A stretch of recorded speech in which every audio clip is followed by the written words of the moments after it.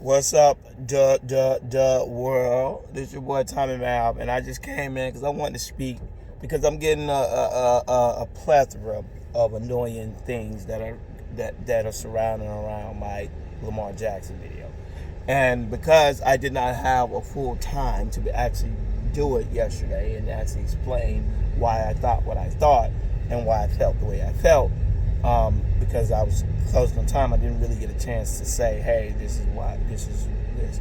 But as I expected, the minute I put slaves in there's a bunch of idiots who aren't going to actually look at the video, just going to read the word slave and start talking about how it's not slavery. And I went into painstaking detail to explain I am not comparing it, because the minute people hear slavery, they immediately think you're comparing it to the black slavery, because they don't understand the term. They think slavery, it's only being forced to do something without money. So in the word I couldn't remember yesterday that I remembered after I made the video was indentured servant.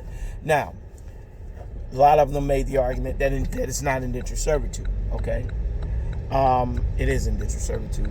Indentured servitude means you have to work a certain amount of years to be able to earn the ability to work and earn a living.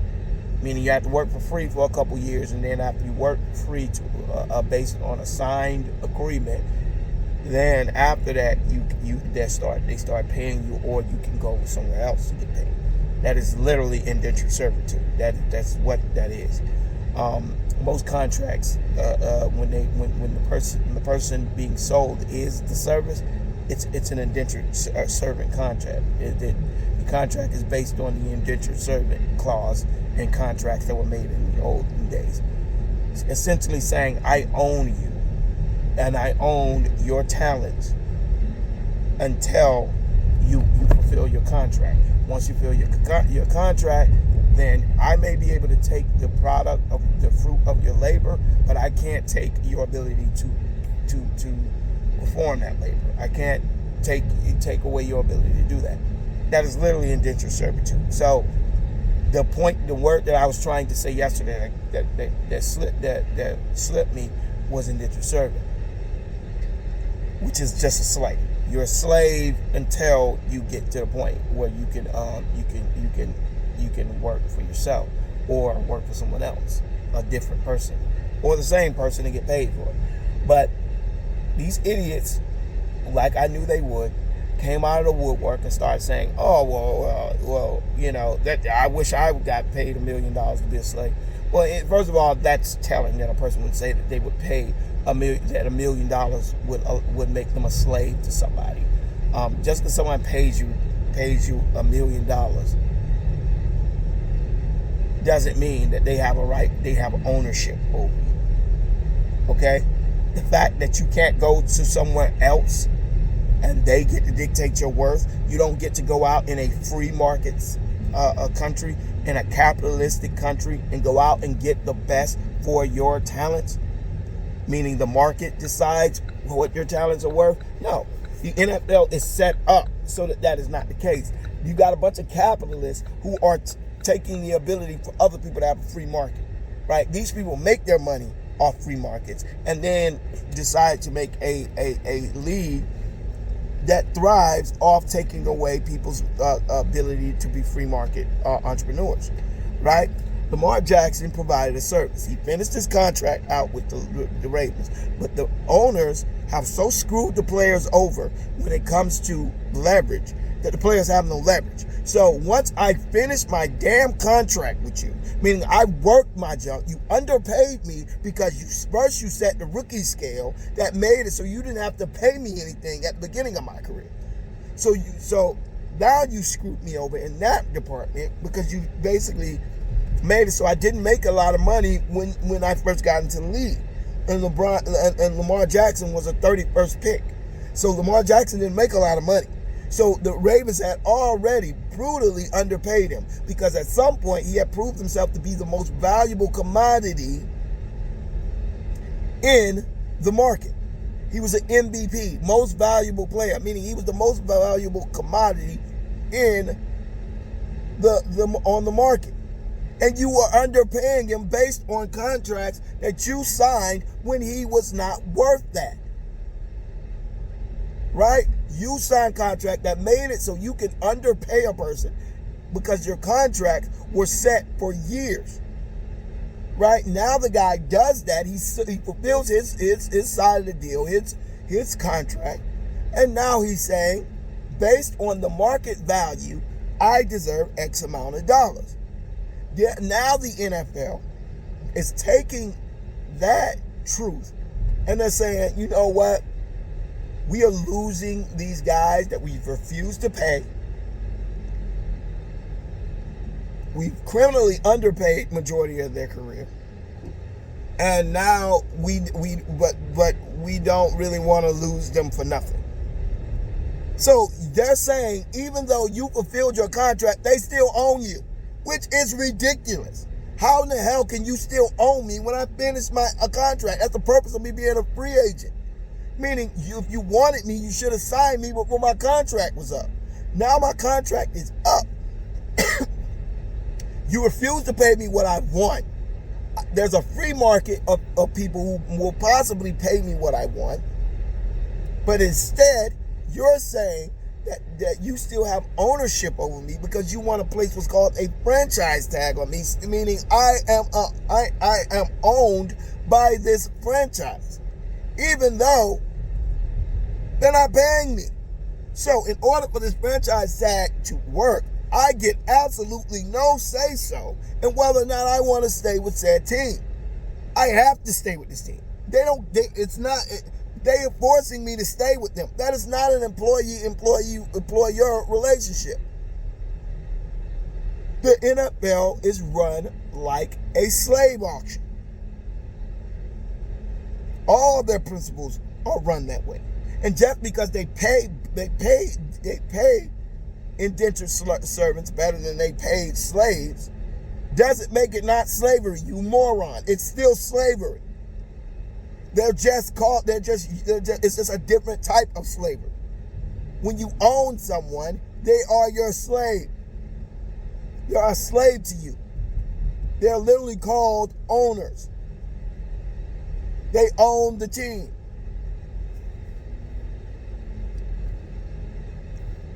They don't see these players as entrepreneurs. They don't see them as entities that represent that are products outside of their structure, right? NFL has no competition. Because NFL has competition, it has been allowed to treat itself as a monopoly for years. It actually went to court and lost because it does do that. It created a atmosphere in which nobody can compete. It owns all the networks. It owns all the stadiums. It owns everything. So it's hard for an up and starting place to be able to compete because they just don't have the money to be able to compete. So they've been able to compete like a monopoly. But this monopoly has created a dynamic in which the owners have so much power in the NFL that it's hard and they work as a collective unit. They have the most high-powered lawyers, and they sit there and they pay them. They pay these lawyers to create contracts that are worse than record contracts.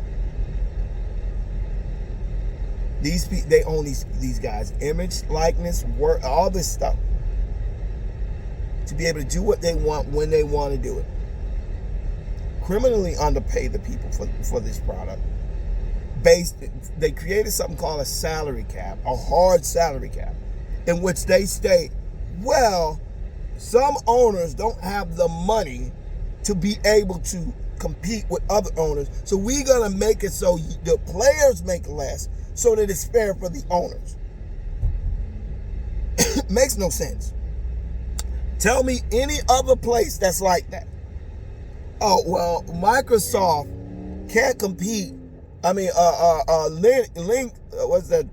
Linux can't compete with Microsoft. So what we're gonna do is we're gonna make it so that Linux, that Microsoft can't pay its developers, but so much.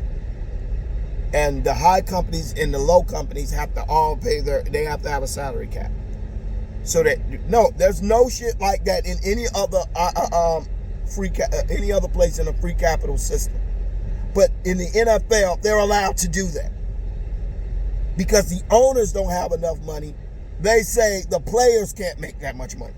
Not the owners can't have to split their revenue. The players can't make that much money.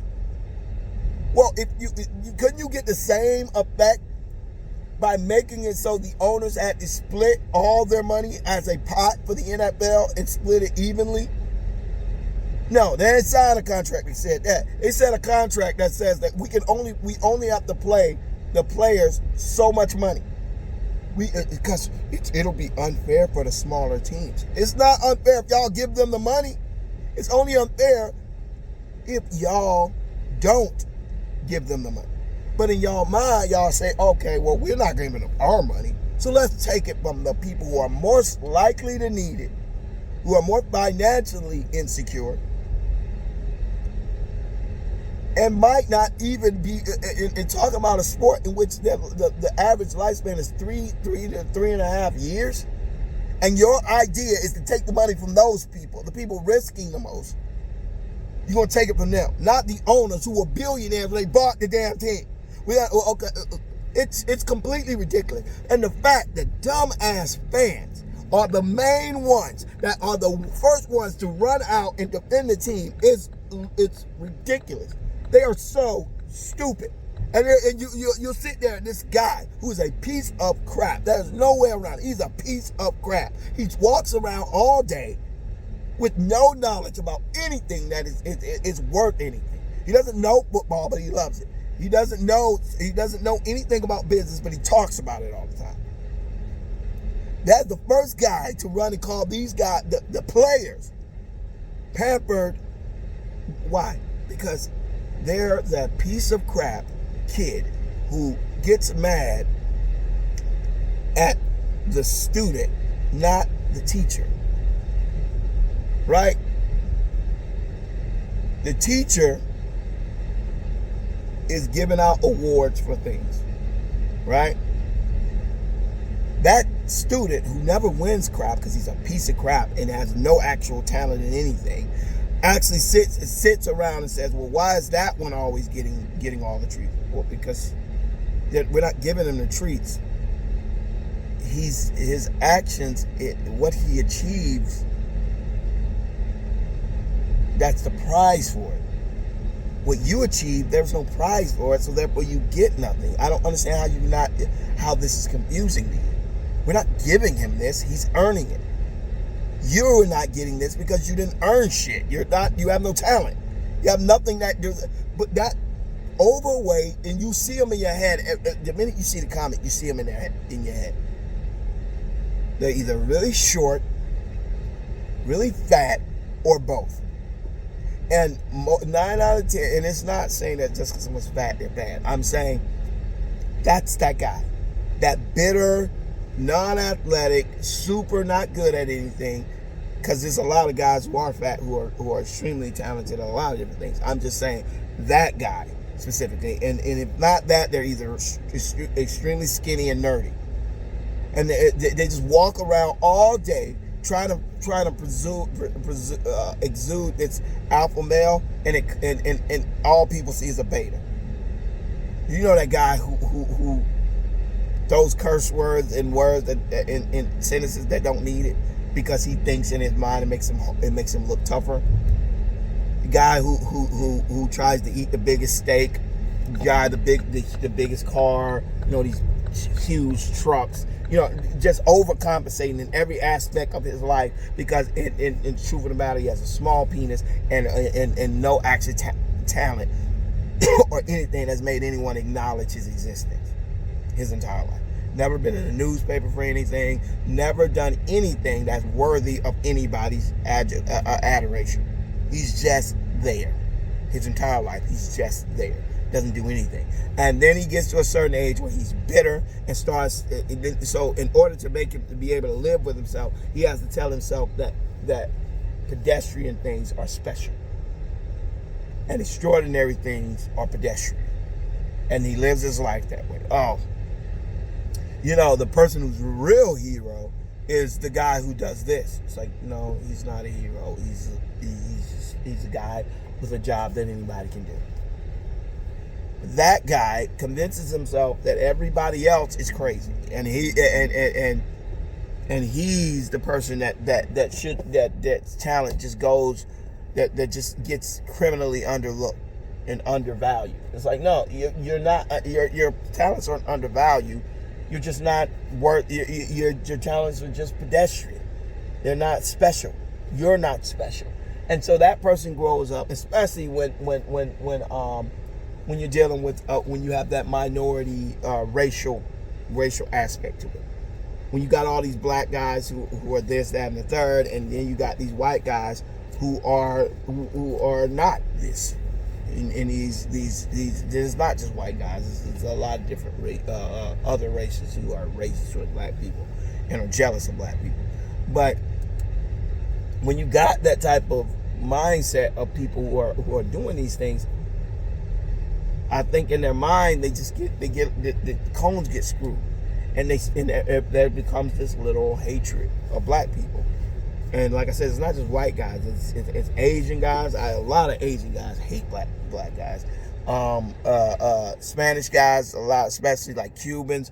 They a lot of them have a real problem with black people and black athletes and stuff like that. But regardless, my point in saying that was to point out that these people they develop a very, very unrealistic look at the world, and because they're undervalued to the people around them, or not even undervalued, they're just not valued with people around them. They lash out at people that they think are like them, yet somehow are lucky, right? Like the guy didn't train to get his talent. Oh, a guy can bounce a basketball. Well, dickhead, can you bounce a basketball like he does? For shooting a ball in the hoop, can you shoot a ball in the hoop? Oh, you can't do that. So what? So I'm confused. So because he worked his life at something that is valuable, and you worked your entire life at something that was invaluable, somehow the fact that you can write you have perfect sentence structure makes you as valuable as him. No. Your shit is not as valuable. Anybody can do that. And I'm pretty sure the guy who can shoot the ball in the hoop can learn to do that shit. It's just not valuable to him, because it's not valuable to the world. So yeah, what he can do is more valuable than what you can do, because entertainment is possibly the most important commodity in human history.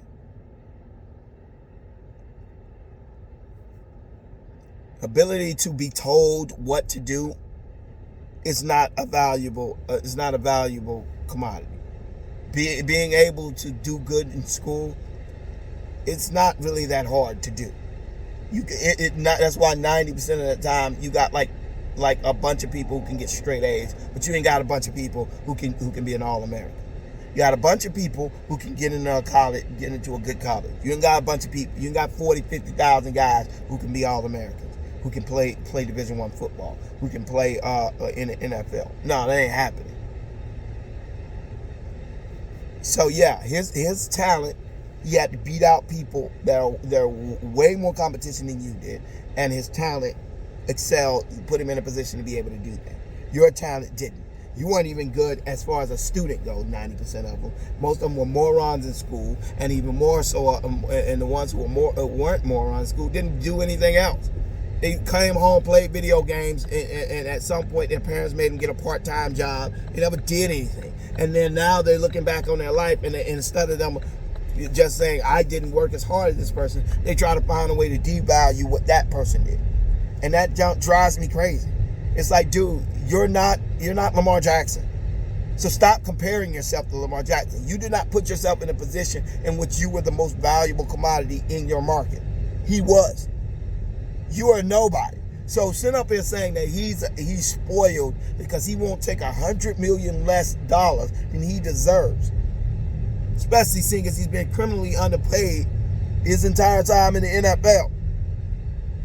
in a system that he does not like, that he's forced to play in, that has hurt his numbers, so that those very same people can point to those numbers and say, hey, your numbers don't say you should be paid as much. And he like, well, we don't like that you got injured. Y'all the one calling ISO runs with a quarterback straight up the middle. It's like, well, they have to play. No, they don't. Lamar Jackson played at Louisville. He was in a shotgun 90% of the time.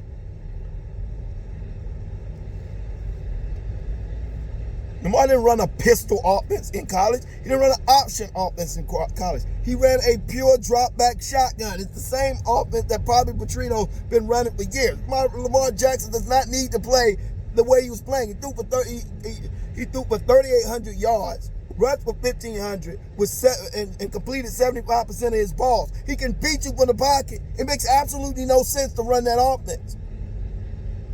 They're running that offense because it is an offense that they can use to against him later on. They wanted Lamar Jackson to get hurt.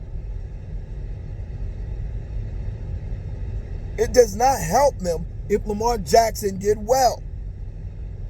So they were running plays, and why would the Baltimore Ravens trade Hollywood Brown? Duh! They don't want him to get good numbers. Why in a contract year would you get him linemen to protect him and a wide receiver that is going to give him 1,500 yards, or an offensive coordinator that's going to allow him to thrive right before you have to pay it? That makes absolutely no sense, and it's collusion and it is bad business practices at the very least. It's the same shit to Cam Newton. They do this all the time. When they have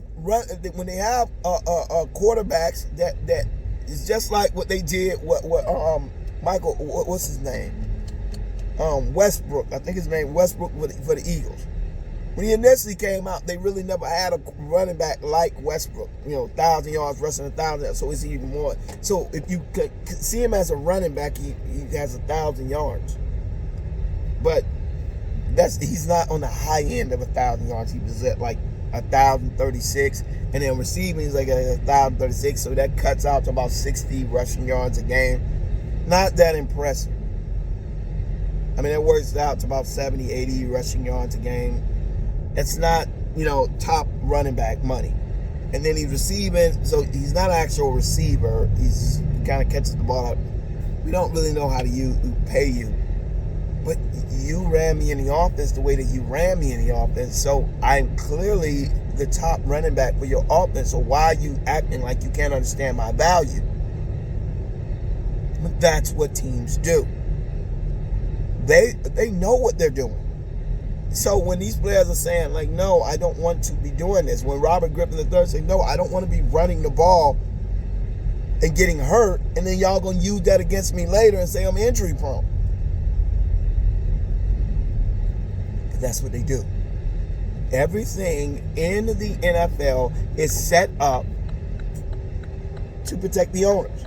Everything is there. Everything. It is such a grossly unfair negotiation because the NFL, they criminally underpay these guys when they come into the league. So a lot of them, they're not like NBA and MLB players. In MLB, it's amazing to me that their union just happens to be the strongest union.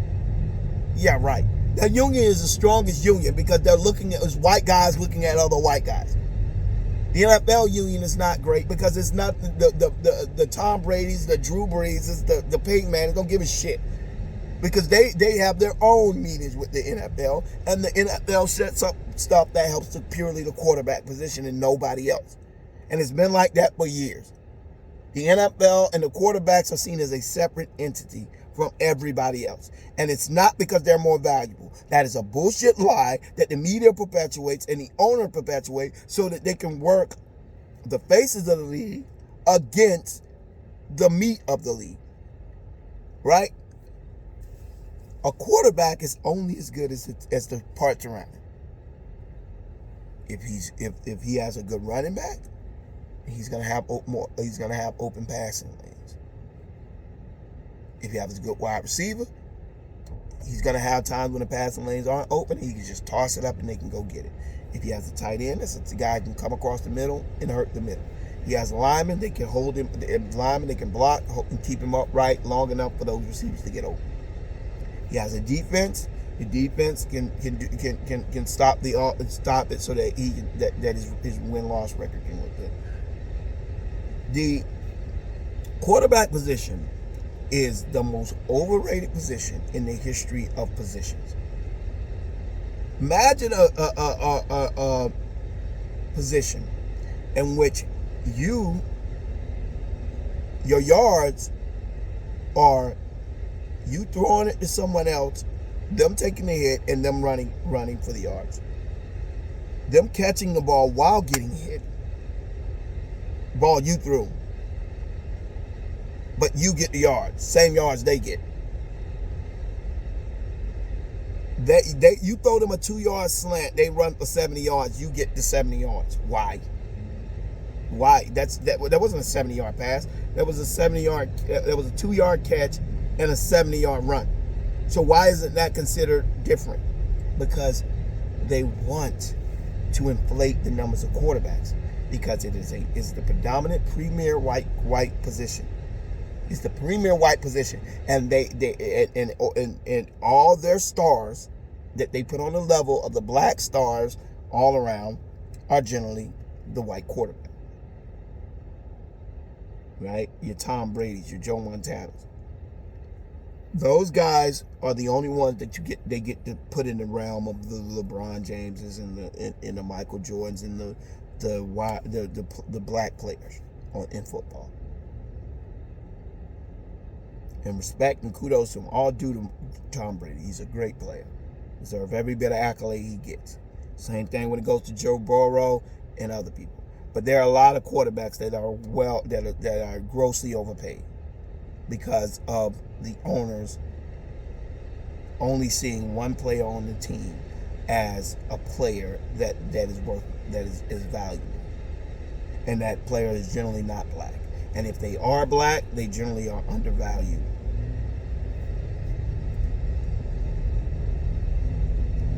They are generally underpaid most of their career. And when it's time for them to be paid, the media and the media and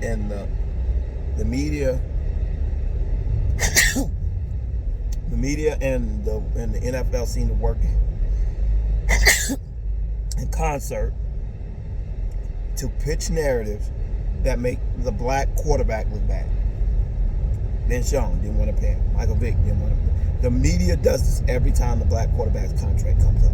They make it a polarizing discussion in which both of them are standing on even ground. Well, we know, yes, Lamar Jackson deserves his money, but there's no but. If he deserves his money, why is he not getting his money? He's not getting his money because they don't want to give him his money. Why don't they want to give him his money? It's simple.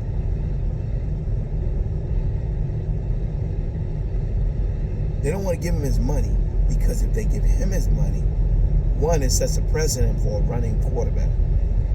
He will be the parameter for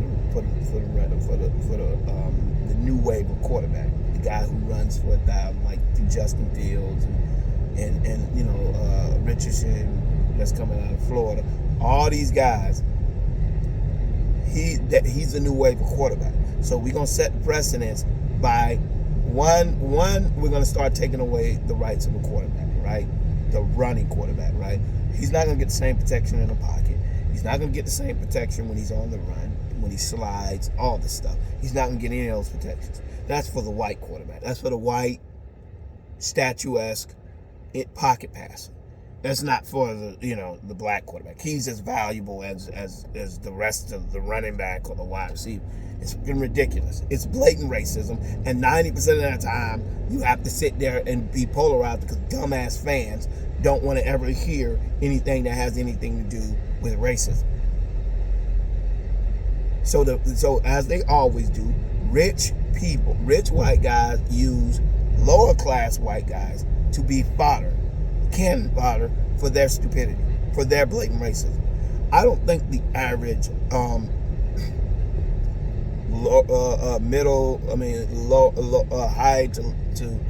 high middle class to low class white person is racist. I don't think they are. I think there's too much diversity and diverse people around them for them to be racist. It's the rich people that are racist. Most of them are pieces of shit. And if you ever had a conversation with one of them, you'll realize they don't value people in general, especially people who make less than them, and even more so people who make less than them and are minorities. That's where 90% of the racism comes from, those moments. And then they'll turn around and they try to make the face of racism low income white people. But if you look at most people, most minorities, they'll tell you some of their closest friends are lower income white people. Because lower income white people don't have the ego that rich white people have. But nobody pays attention to that. They just, so they'll get on TV and they'll have their token coons get on TV and say, white, and this is the liberal coon, not the conservative coon, but the liberal coon, they get on TV and say, black people are mad at white people. White men are this, white men are that. And they make no specificity in regard to class. They just say white males. White males, white males, white males, white males, white people, white people, white males, white people, white males. And they keep saying it over and over with no no specifics to class. So the guy who gets foddered and have to deal with the fallout is a guy who has nothing to do with the oppression. It's the guy who's probably as oppressed at the black person he's sitting next to with some small concessions. That guy is not racist. That guy has no problem with black people. He works with black people all the time. He has no power. He's never oppressed a black person in his life. He's never not given a black person a job. Yet you keep saying he's the problem. Because they know what they're doing. That's why they put these liberal coons on TV. So they can get on TV and start saying white man this, white, because they're purposely trying to divide people. They know poor white people aren't oppressing anybody. They know poor middle class white people. Even you can make the argument that lower class, like the lower high class white people are not oppressing people. It's generally just the high class, the elite class. They're the ones that are oppressing everybody. But they're small, so they need an army. And to make an army, for them to create an army, they have to expand the qualifications of the oppressor. So they put people on TV who essentially say that the bar is make sure that poor white people, make sure that the face of oppression is poor white people. Why? Because if a poor white person can be racist, then all people can be racist. All white people can be racist. So now people speak, and when they come across an ignorant person, the assumption is not this is an ignorant person among poor white people. The assumption is this is white people. Why? Because that is constantly what the liberal coons on TV telling everybody. Because that's their job, to divide people. And then you get the conservative coon who comes on TV and says black people are overreacting about something black people never said. These people, the liberal coons and these conservative coons, are put in place so that they can create a dynamic in which they demonize poor whites and poor blacks. That's their only purpose. And so you see these situations where these people are prone to dislike black people and prone to mistrust white people, and it creates a dynamic that is perfect for the rich. Because anytime they need a distraction, they throw some ignorant white dude out there who's gonna say something dumb because he's stupid, and they're gonna put some black dude out there who's going to do something stupid because he's dumb, and that's all the ignorant white masses need to say, see, this is why we say what we say about black people, And this is why the mass of black people say this is why we say what we say about white people. That's all that matters. There's no middle ground there. It's just you guys are the promoters of this fight, so we need y'all to go out and sell this fight. And they go out and they sell this fight, and everybody buys tickets. And at the end of the day, it's not true. The oppression is not coming from poor white people. It's coming from rich black people. Rich people. And it's not even white, just rich. And the majority of people who are rich are white, so that's why it's generally stated in concert. But the truth of the matter is, it's just poor. It's just rich people, because there's a lot of rich black people that oppress black people and take advantage of black people and give shady deals and do shady things. But and Asians and Hispanics, it's not specific to race. It's more specific to class. Rich people treat people who are less rich than them worse. If the sign of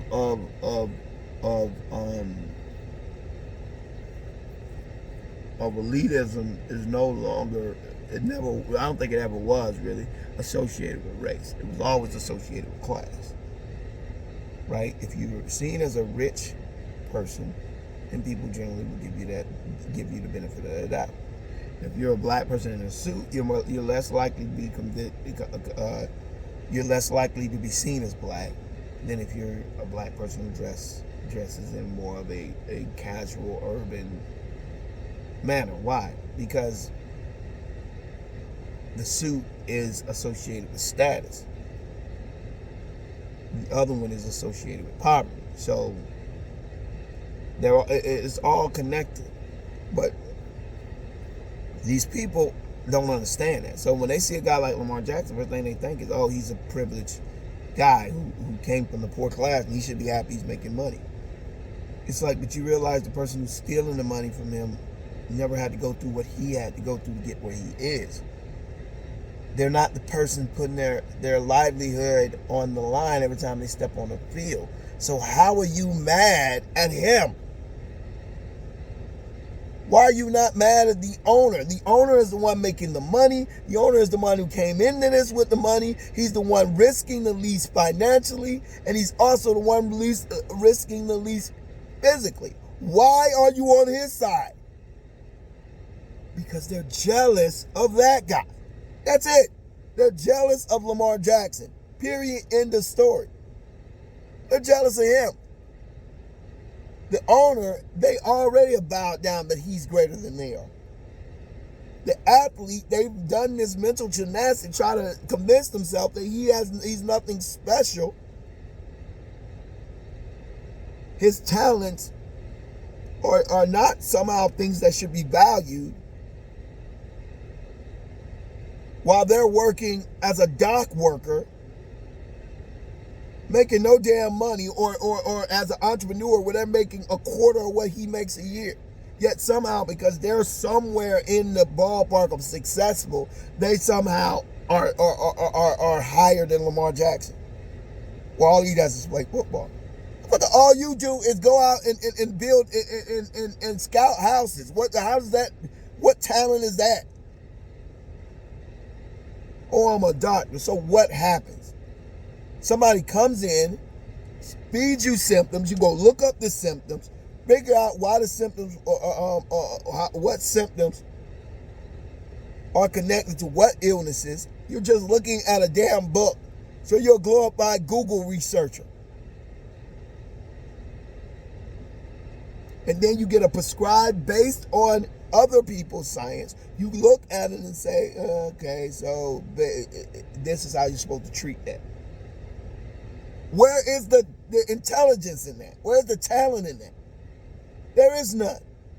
So you can reduce anything down to a stupid level to make it insignificant and irrelevant. But they tend to love to do that when it comes to black athletes. Like when Laura Ingraham said, they get paid to dribble the ball. Woman, you get paid to come on TV and literally just talk And you're going to say they're over, and you get paid millions of dollars to come on TV and give your stupid ass opinion. That's what you get paid for. You don't have to do research. You don't have to do any type of work. All you have to do is get fed a bunch of facts by your researchers. You stand on TV, say a bunch of dumb stuff that most people can tell what you're going to say before it comes out of your mouth. And then you go home. Yeah, you're a hard worker who deserves what you got. No, you're not. You're doing less than he is. Yet somehow you're better than he is.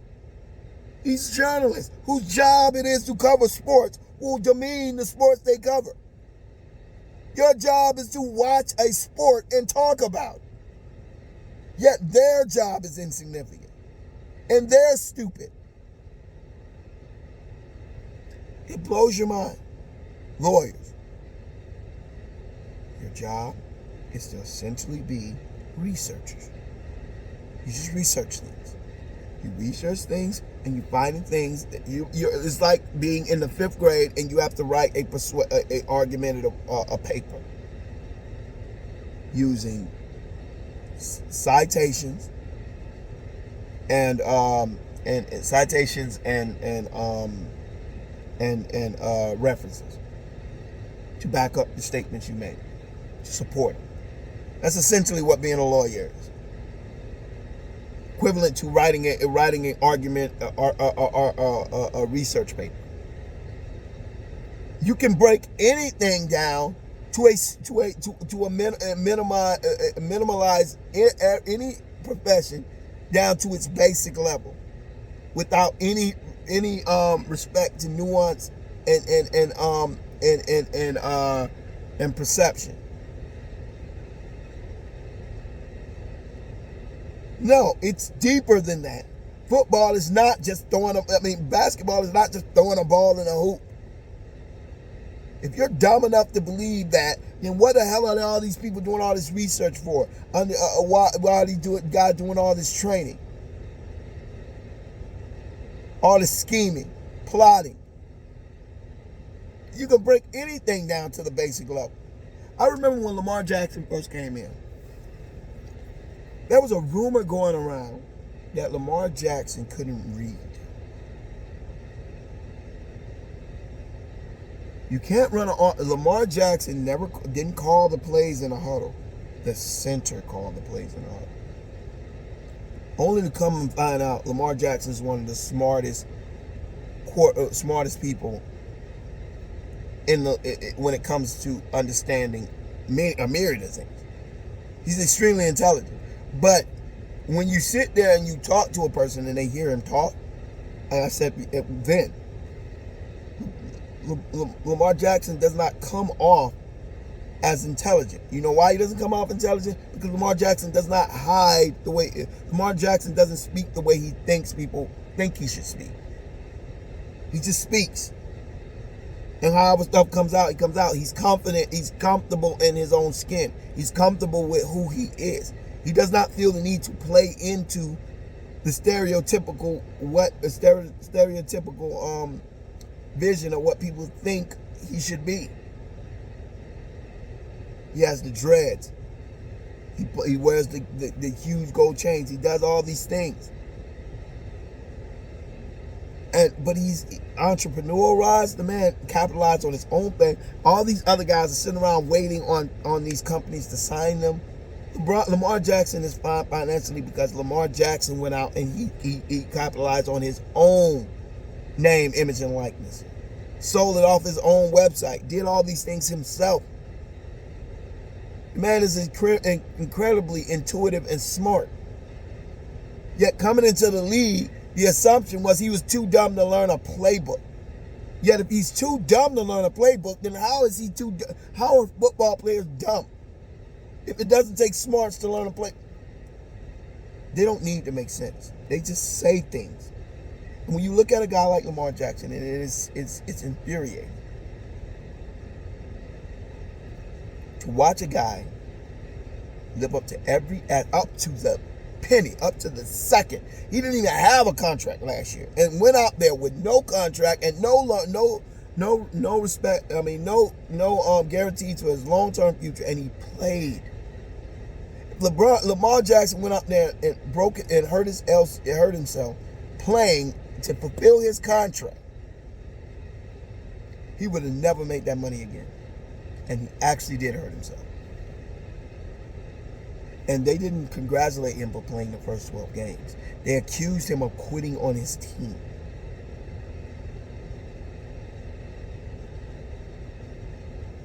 Proceeded to use the media to spin the narrative that Lamar Jackson sat out of the rest of the year because he was, quote, trying to send a message to management. They had people saying that Lamar Jackson was skipping meetings and doing this, that, and third, and he's like, that's just ridiculous. Never happened. Don't know what you're talking about. They're just lying on this guy. All these players are coming out of the woodwork saying this is ridiculous. I played with Lamar Jackson, and Lamar Jackson has never been nothing but a consummate professional. He's always done right by the Ravens, and the Ravens are just not doing right by him. They're just not doing right by him.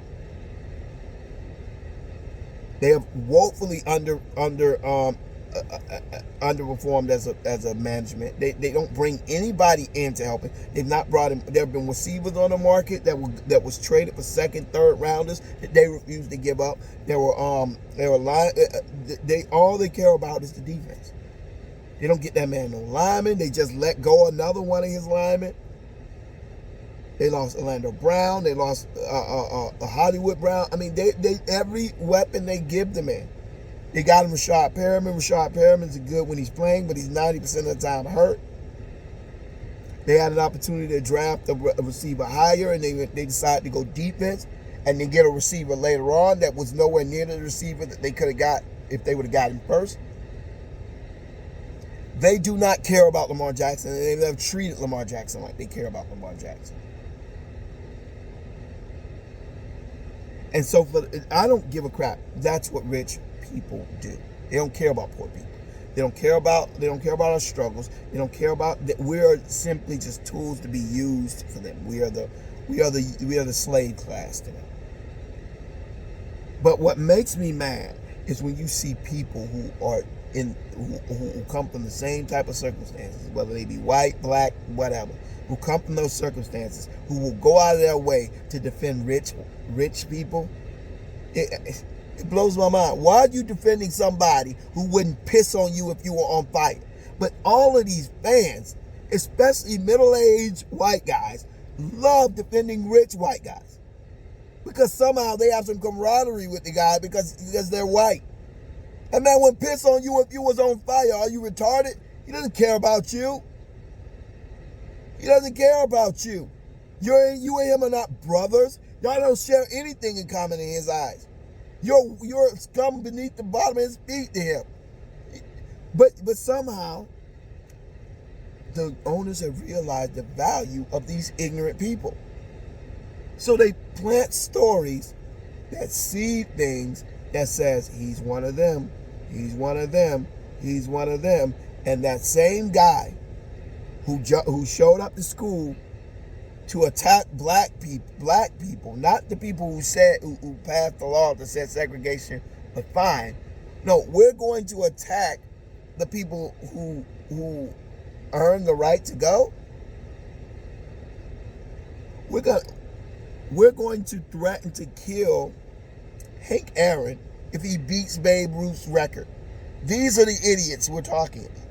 These people are not smart people. And they rarely ever think through anything they do because they are just puppets on a string. Because they bought into the lie that America is their country. When the truth of the matter, America's belonged to one person, has always belonged to one person. Rich people led by the devil, period. If you think that your skin color makes you a part of their club, you obviously don't understand history.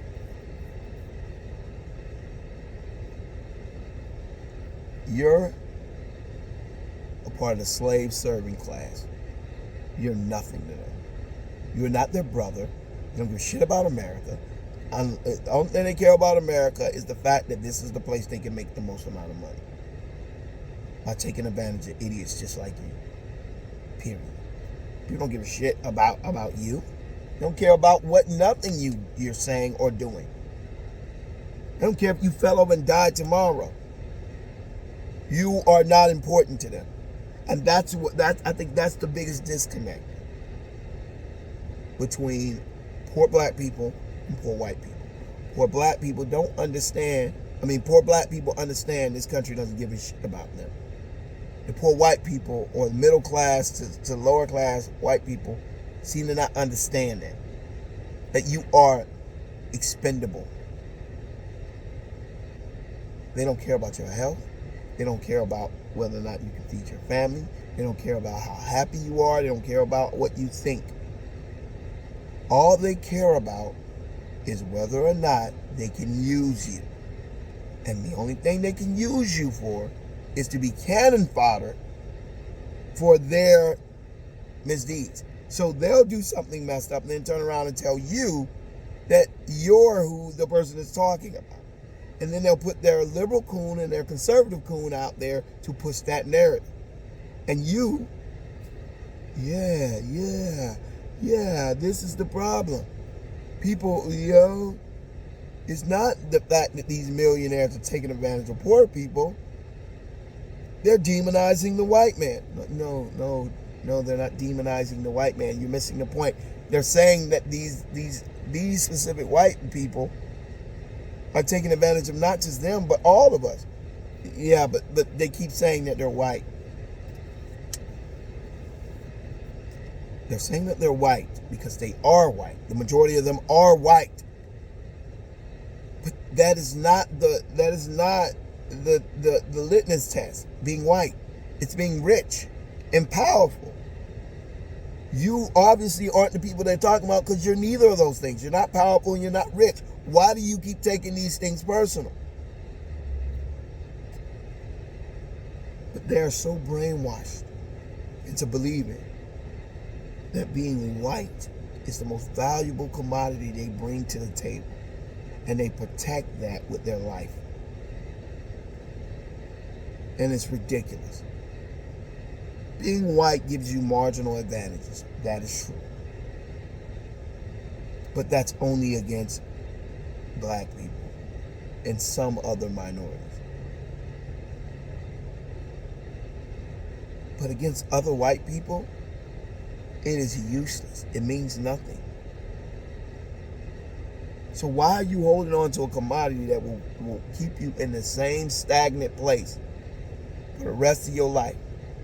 If you buy into the system, if you help that system, it's going to keep you right there as being better than black people, but not better than anybody else. But you'll take that because at least you're better than black people. It's the most ridiculous, stupid thing in the world. If more of these people fought to change the way the world is, then maybe their kids could stand on their shoulders to be better than what they were. But they're okay being lower than the higher class and the higher middle class and even the lower middle class, as long as they're better than the lower class blacks. It's sad. But now, this is a really long video. I doubt it. If you stuck through it, you're a real one. Appreciate it. Please thumbs it up if you like it, and please, if you got if you like what you hear, please subscribe. All right, y'all. Peace.